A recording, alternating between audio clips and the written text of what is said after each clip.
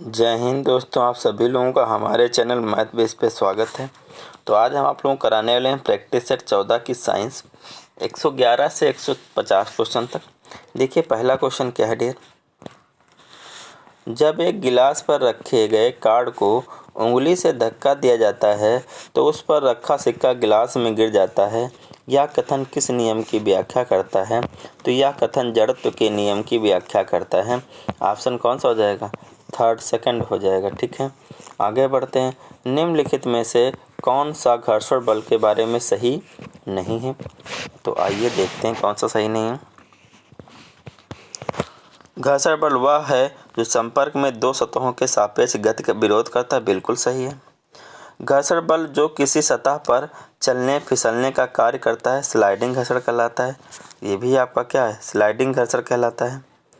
Rolling घर्षण sliding घर्षण की तुलना में अधिक होता है। मशीनों में बॉल बेयरिंग में घर्षण कम होता है। ठीक है, तो इसमें देखिए ये आपका गलत है। स्लाइडिंग फ्रैक्शन ज़्यादा होता है, रोलिंग फ्रैक्शन कम होता है। ठीक है, तो आपका थर्ड वाला क्या है? गलत है। अगला देखिए 113 नंबर। 113 नंबर कह रहा है कि दो वस्तुओं में से एक का द्रव्यमान दोगुना हो जाने पर दोनों वस्तुओं के बीच लगने वाले गुरुत्वाकर्षण बल में क्या परिवर्तन हो जाएगा? बल भी दोगुना हो जाएगा। क्यों? हमने अभी बताया था F इक्वल टू क्या होता है? G m1 m2 अपान r स्क्वायर। तो अगर एक का बल दोगुना कर दोगे तो 2m1 हो जाएगा, तो आगे 2 लग जाएगा, तो क्या हो जाएगा? दोगुना हो जाएगा। नेक्स्ट क्वेश्चन देखिए 114 नंबर क्या है। देखिए डियर क्वेश्चन नंबर 114। सरल लोलक का आवर्तकाल t है। यदि लोलक की लंबाई 21% बढ़ा दी जाती है तो इसका आवर्तकाल कितना % बढ़ जाएगा? देखिए अगर आप लोग जानते होंगे तो t इक्वल टू बराबर होता है 2 पाई अंडर रूट L अपान जी। तो आप लोग देखिए यहाँ 2 पाई भी कांस्टेंट है, जी भी कांस्टेंट है, मतलब टी जो निर्भर करेगा वो किस पे करेगा? जी पे, एल पे। लंबाई बढ़ाओगे तो आवर्तकाल बढ़ेगा, घटाओगे तो घटेगा, बाकी किसी पे भी वो घटे बढ़ेगा नहीं। तो देखिए यहाँ पे सबसे पहले यही कर लेते हैं। देखिए मान लेते हैं कि प्रारंभिक जो एल था वो कितना था? 100 था। 21% बढ़ा दोगे तो नया एफ प्रारंभिक तो एल क्या हो जाएगा? नया एल क्या हो जाएगा भाई? 100 का 21% बढ़ाओगे तो 121 हो जाएगा। ठीक है, तो जो तुम्हारा आवर्तकाल पहले था क्या? अंडर रूट 100, वो कितना हो गया? 10 हो गया। जो अब आ जाएगा टी, नया टी आ जाएगा, वो हो जाएगा अंडर रूट 121, तो कितना हो जाएगा? 11 हो जाएगा। कितना बढ़ा? 1, तो 10 से कितना बढ़ गया? 1 इंटू 100। कट कर लीजिए, कितना %? 10% आंसर आ जाएगा। कितना % आ जाएगा? 10% आपका आंसर आ जाएगा। 114 का आपका पहला आंसर आ जाएगा। नेक्स्ट बढ़ते हैं डियर, 1 सेकेंड डियर। देखिए क्वेश्चन नंबर 115 क्या कह रहा है कि एक व्यक्ति ने चश्मे में 20 सेंटीमीटर फोकस दूरी का उत्तल लेंस प्रयोग किया। तो उत्तल लेंस में फोकस दूरी प्लस की होती है, तो ये वाला ऑप्शन ऐसे गलत। तो डी का फॉर्मूला डेर होता है 1/f, लेकिन f अगर सेंटीमीटर में हो तो यहाँ पे 100 लगा दीजिए बस। तो बस 20 f के स्थान पे 20 रख दीजिए, 20 पंचे 100 प्लस का 5 डाफ्टर आपका आ जाएगा। 115 हो गया डेर। 116 देखें। एक चुंबक आकर्षित करता है। एक चुंबक किसको आकर्षित करता है? तो लोहा को भी करता है, कोबाल्ट को भी करता है, निकल को भी करता है, उपयुक्त में से एक से अधिक। तो 116 का उपयुक्त में से एक से अधिक। आगे बढ़ते हैं डियर, अगला क्वेश्चन क्या है। एक विद्युत बल्ब फिलामेंट में 0.5 एम्पीयर धारा 10 मिनट के लिए प्रवाहित होती है। परतंत्र में गुजरने वाला विद्युत आवेश गणना कीजिए। तो आपको फॉर्मूला पता होगा, एक होता है Q इक्वल टू NE और एक होता है Q इक्वल टू IT। तो ये वाला Q इक्वल टू IT, तो Q इक्वल टू I की वैल्यू 0.5 है, T का वैल्यू है 10 मिनट है, तो 10 मिनट को सेकंड करोगे 600 आ जाएगा। तो 6 पंचे 30, कितना आ जाएगा? 300। कितना आ जाएगा? 300 कूलम। 3000 आएगा लेकिन एक पॉइंट लग जाएगा, तो 300 कूलम आपका आ जाएगा। 117 का ऑप्शन नंबर कौन सा होगा? थर्ड वाला होगा। आगे बढ़ते हैं 117 नंबर क्या कह रहा है। जब हम इंद्रधनुष देखते हैं तो निम्नलिखित में से कौन सी बात सही है? सूर्य और वर्षा की बूंदें हमारे ठीक सामने होती नहीं, एक आगे होगी एक पीछे होगी। सूर्य हमारे पीछे होता था, वर्षा की बूंद हमारे सामने होती। हाँ यही सही है, जब वर्षा की बूंद की तरफ देखोगे तभी क्या होगा? ऑप्शन नंबर सेकंड क्या है डियर? राइट है। ये हो गया 119 नंबर। देखिए 119 नंबर डियर कह रहा है एक माध्यम में एक ध्वनि एक माध्यम में एक ध्वनि तरंग की तरंग दर कितनी है जिसकी आवृत्ति 840 हर्ट्ज है और गति इतनी है। तो v इक्वल टू क्या होता है, एफ लैम्डा, एफ मतलब फ्रीक्वेंसी। तो पूछा क्या है, वेवलेंथ पूछ, तरंग दर पूछी। तो v की वैल्यू 380 है, v की वैल्यू कितनी 380 है और आवृत्ति दी गई है 840। इस 840 को अपान में ले आओगे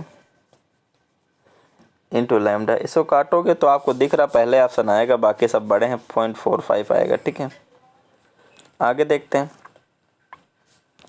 पृथ्वी की सतह m, त्रिज्या r, गुरुत्वाकर्षण के लिए कौन सा, मतलब g के लिए बराबर होता है m/r²। क्या होता है m/g भी लगता है g m/r²। तो अनुपातिक बोला मतलब प्रोपोर्शनल, ठीक, g हट जाएगा m/r²। पहला है क्या अनुपातिक बोला तो g प्रोपोर्शनल m/r² होता है फॉर्मूला। ठीक है, नेक्स्ट बढ़ते हैं क्वेश्चन नंबर 121। एक पुलिस की गाड़ी का सायरन बजाती है, एक पुलिस जो है अपनी गाड़ी का क्या बजाती है, सायरन बजाती है। तो आपको बताना है किस सायरन बजाती है, किसी प्रेक्षक से दूर जा रही है और सायरन के, अभी क्वेश्चन रिपीट हुआ था पिछले प्रैक्टिस सेट में, कि सामान्य तारत्व क्षीणता के सापेक्ष उसकी ध्वनि की तारत्व होगी। ठीक है, तो किसका होगा, डॉपलर के प्रभाव से क्या होगा आप लोग बताइए, कम होगा। क्या होगा, कम होगा धीरे धीरे।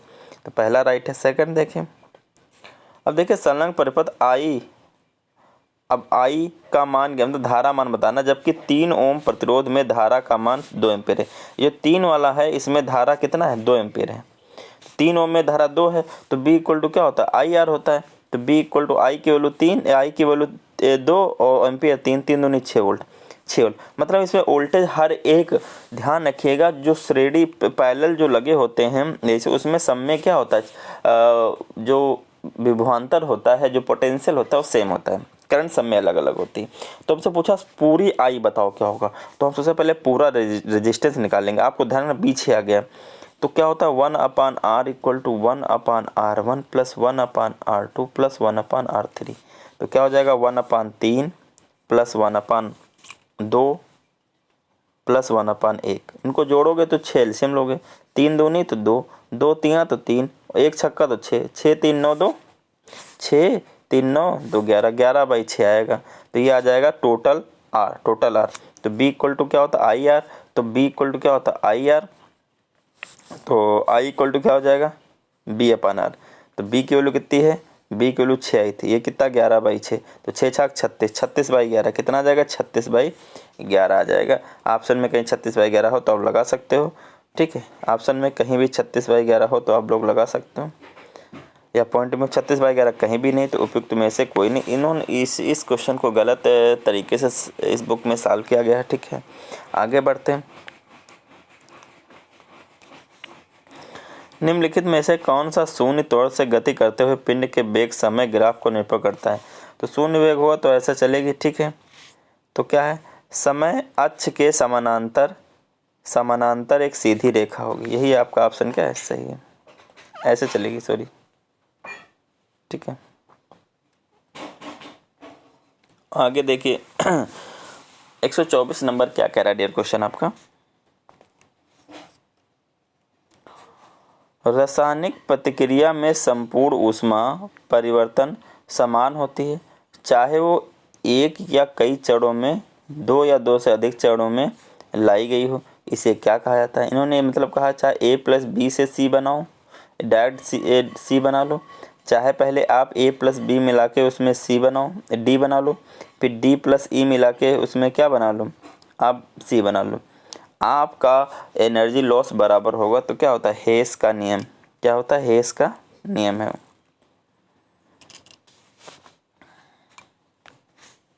निम्नलिखित में से कौन सा रूप में लॉ एस बहुलता होती है, तो Fe2O3 में बहुलता होती है। आगे बढ़िए, रासायनिक अपक्रिया में फास्फोरस के ऑक्साइड का काम एक अम्लीय एनहाइड्राइड का है, किसका, एक अम्लीय एनहाइड्राइड का है। 127 250 ml H2SO4 विलयन में H प्लस हाइड्रोजन आयन की संख्या आपको निकालनी है, कितनी होगी ये आपको पता करनी है। तो कुछ नहीं है, बस 250 को सबसे पहले आप किस में काउंट कर लो, लीटर में काउंट कर लो, 1000 डिवाइड कर लो, ml से इंटू आएगा, 2 नंबर को मल्टीप्लाई कर दो। यहाँ STPP नहीं दिया गया, ध्यान रखिएगा, तो यहाँ पे आ जाएंगे आयन, ठीक है। अब यह इससे आपको लोगों को क्या करना है, गुणा करोगे तो यहाँ से H प्लस आयन आपको ऑप्शन नंबर अगर करोगे 3.0221 समथिंग निकल के मिल जाएगा, ठीक है। H प्लस हाइड्रोजन आयनों की संख्या निकालनी है, ठीक है। तो ये यहाँ से ऐसे आ जाएगा, ठीक है। आगे बढ़ते हैं। और H कितने हैं, 2 हैं, तो यहाँ 2 से क्या करना है, गुणा करना है। ये H कितने हैं, 2 हैं। आयनों की संख्या जितना वॉल्यूम है उसको ऊपर नीचे 1000 लीटर काउंट करने के लिए इंटू आएगा 2 नंबर और इंटू 2 हाइड्रोजन है तो 2 से गुणा कर लेंगे, ठीक है। नेक्स्ट क्या है, NaCl का AgNO3 से रिएक्शन कराई गई। देखिए Cl ने Ag को ले लिया, AgCl हो गया, तो Ag ने Cl को ले लिया और Na ने NO3 को ले लिया, तो ये डबल डिस्प्लेसमेंट रिएक्शन होगी। उपरोक्त प्रतिक्रिया है तो डबल डिस्प्लेसमेंट हिंदी में बोलेंगे तो इसको बोलेंगे दोहरी विस्थापन प्रतिक्रिया। क्या बोलेंगे, दोहरी विस्थापन प्रतिक्रिया। आगे बढ़ते हैं। पोर्टलैंड सीमेंट के विनिर्माण के लिए उपयोग में ली गई कच्ची सामग्री है, तो एल्यूमिना है, मिट्टी है और जिप्सम है। 3 चीज़ें क्या होती ली जाती हैं। 131 नंबर देखिए, 130 देखिए। यदि एक इलेक्ट्रॉन पर आवेश सबको पता होता है इतना होता है और धारा माइक्रो एम्पियर को एम्पियर में चेंज करोगे 300 इंटू क्या लगाओगे 10⁻⁻6 मिली एम्पियर है तो 10⁻3 लगाओगे मिनट में। तो 1 मिनट में लैंप में कितने इलेक्ट्रॉन गुजरेंगे। हमको फॉर्मूला पता Q equal to N E. क्या होता है Q equal to N E, तो मिनट में लगाना है तो समय किस में रख देना बाद में। ये एन ई है तो एन की वैल्यू निकालनी है, Q की वैल्यू आपको दी गई है, ई की वैल्यू दी गई है, ये आई करंट दिया गया है। आई क्या दिया गया, करंट दिया गया। तो सबसे पहले आपको क्या निकालना है, देखिए आई इक्वल टू क्या होता है Q बाई टी होता है, फिर Q इक्वल टू क्या होता है एन ई होता है। तो आई टी इधर आ जाएगा, नीचे एन ई इधर आ जाएगा, ई और क्या निकालना एल निकालना है। तो यहाँ पे आई की वैल्यू कितनी रखोगे, आई की वैल्यू दी गई ये 10⁻3 लगा देना।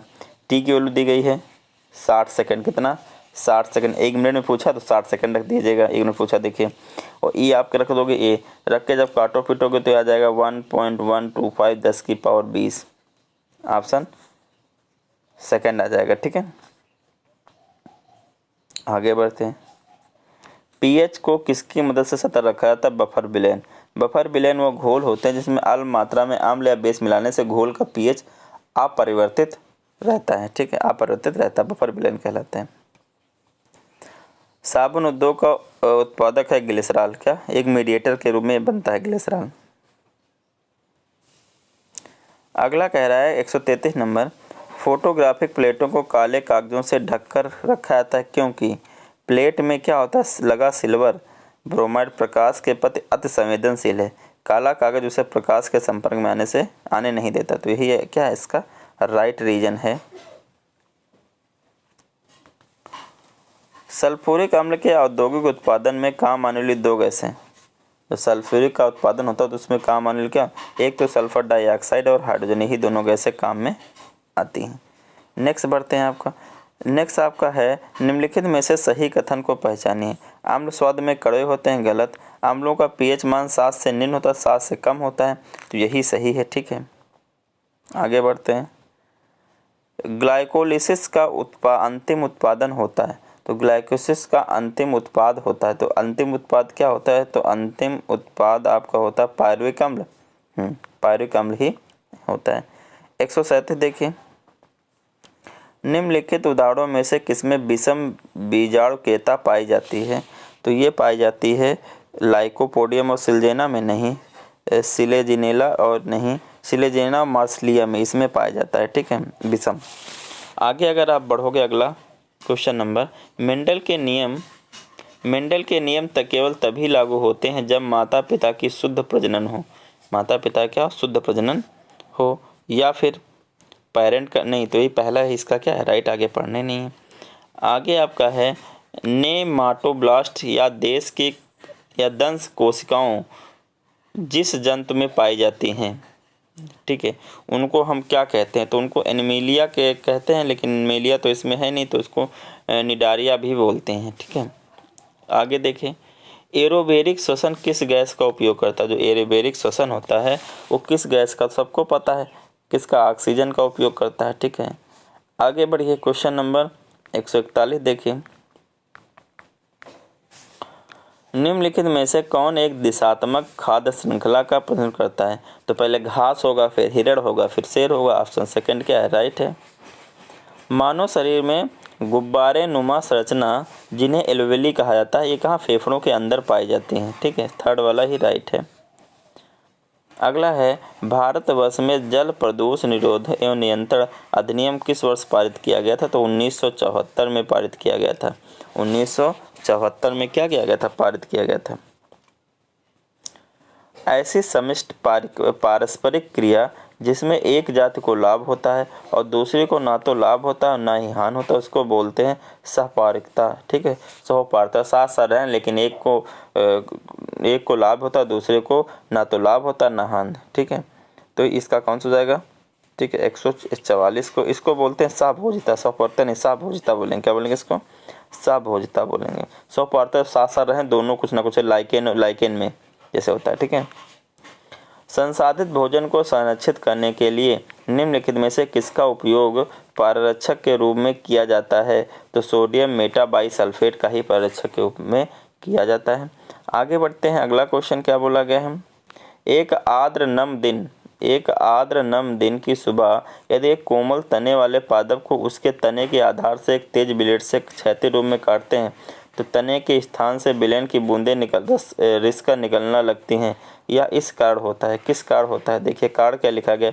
बिंद श्रावण, रस श्रावण, मूल दाब या उपयुक्त में से सभी। तो इसमें क्या होता है? मूल दाब। क्या होता है? मूल दाब की वजह से ऐसा होता है।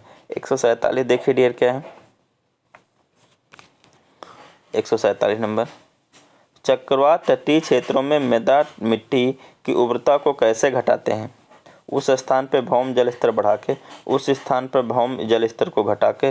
ठीक है, या फिर भूमि के लवण जल खारे पानी से बाढ़ग्रस्त करके। तो यही वाला ऑप्शन क्या है? 147 का थर्ड क्या है? सही है। 48 नंबर देखिएगा, क्या 48 नंबर? निम्नलिखित कथनों में से कौन सा कथन निराई के संबंध में सही नहीं है? मृदा की जुताई खरपतवार को उखाड़ने और मारने में सहायता करता है। खरपतवार नाशी किसानों को के लिए हानिकारक नहीं है। तो इसमें आपको बताना है कौन सा आपका सही है, एक गलत है। निराई फसलों की कटाई से ठीक पर, निराई यही होता है और जुताई तो अलग हो गया। ठीक है, तो यही वाला क्या है? वो तो जुताई कर दिया। 148 का पहला ही क्या है? गलत है, इसलिए सही है। अगला है, क्यों जलीय पादपों के पास अच्छी तरह के से विकसित मूल तंत्र नहीं होते? क्यों नहीं होते हैं? ताकि उन्हें सरलता से निकाला जा सके।